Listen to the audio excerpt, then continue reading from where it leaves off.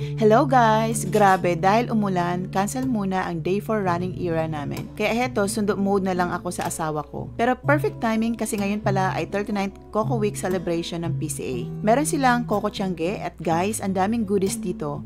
May buko pie, coco sap juice at iba't ibang klase ng suka made from coconut. Meron din silang coconut chips at kung ano-ano pang gawa sa paborito kong buko. Speaking of favorite, ito talaga ang bet ko ay yung coco sap juice. 25 pesos lang pala ito guys. Natikman ko na to last year at promise ang sarap at super refreshing. Ang buko talaga ay forever favorite foods ko. Kaya nga naisip ko dapat pala magpalitan kami ng trabaho ni Mister. Ako dito sa PCA, siya naman ay sa DepEd. Char! Kaya kung mahilig ka sa local products o gusto mo lang matikman ang gawang Albayano na siguradong masarap, munta na dito sa PCA Region 5, Rizal Street, Old Albay, Sagpon, Legazpi City.